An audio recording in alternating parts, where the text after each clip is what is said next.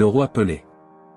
Pelé, de son vrai nom Edson Arantes do Nascimento, né le 23 octobre 1940 à Três Corações et mort le 29 décembre 2022 à São Paulo.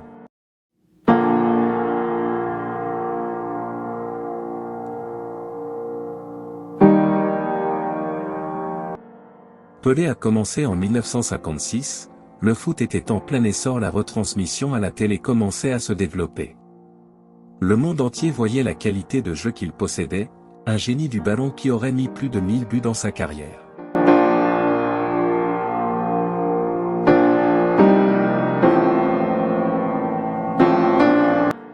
Il est le seul joueur à avoir gagné 3 fois la Coupe du Monde et d'autres trophées.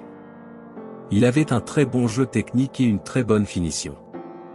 L'annonce de sa mort, 11 jours après la fin de la Coupe du Monde au Qatar et à peine 2 ans après celle de Diego Maradona, a choqué tous les fans de football.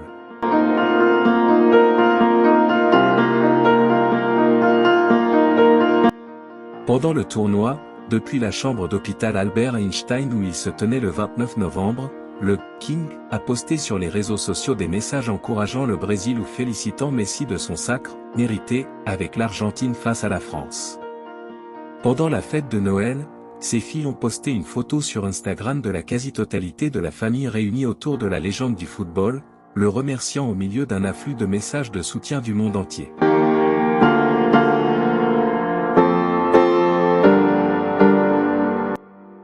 Vendredi dernier, Kelly Nascimento a posté une touchante photo d'elle enlaçant doucement son père alors qu'il était allongé sur son lit d'hôpital.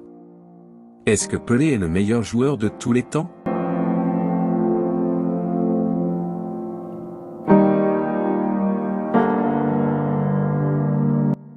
Une question très délicate, difficile à répondre.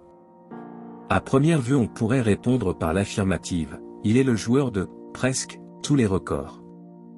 Il avait un jeu incroyable, une vision presque surnaturelle, voire passe décisive pour Carlos Alberto Torres en finale de Coupe du Monde 70 contre l'Italie.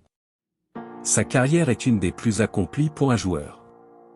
Mais le football de son époque et le foot moderne sont très différents. Il y a 50 ans, un joueur au-dessus du lot pouvait faire la musique à lui tout seul. C'était un football plus instinctif. Aujourd'hui, la stratégie, la tactique sont la base du jeu d'une équipe.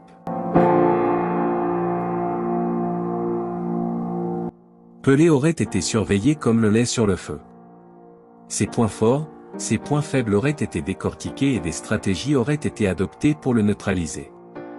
Oh bien sûr, il aurait déjoué un paquet de pièges, utilisé toutes les techniques pour neutraliser les défenses des équipes adverses, et marqué un nombre de buts incalculable. Mais, en aurait-il marqué 1281 ? Pas sûr.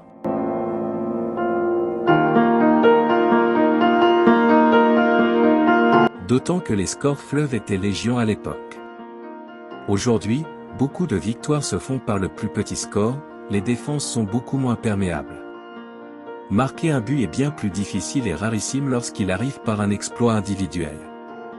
Pelé est le seul footballeur à avoir remporté la Coupe du Monde à 3 reprises, 1958, 1962 et 1970, mais n'a jamais joué pour un club européen. Maradona, champion du monde 1986 et 4 ans plus tard finaliste, n'a jamais remporté la Coupe d'Europe des clubs champions. À l'inverse, Lionel Messi a établi un record énorme, et, presque imbattable en Coupe du Monde, 2022, en Copa América, 2021, 4 Ligues des Champions, une multitude de championnats et de coupes nationales. Et 7 ballons d'or.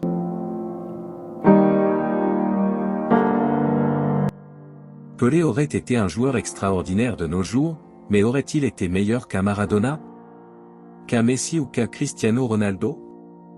Pour ne citer que cela.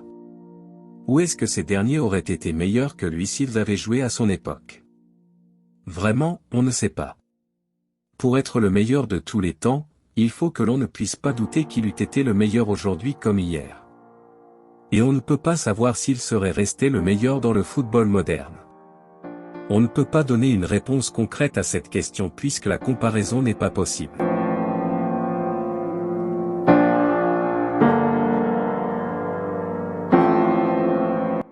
Une chose est sûre, ses statistiques ne seront jamais égalées. Il a fait rêver des millions de personnes, a passionné les foules et je ne crois pas qu'un autre joueur ait autant fait l'unanimité. Son nom est gravé dans l'histoire du football et il reste encore aujourd'hui une star, pour les anciens qui l'ont connu sur le terrain comme pour les jeunes qui ne l'ont jamais vu jouer. Et certainement, on parlera encore de lui-même après 50 ans. Alors s'il fallait trancher, n'en choisir qu'un et que seul le cœur devait parler. Mais, à coup sûr, on dira que Pelé est le meilleur joueur de tous les temps.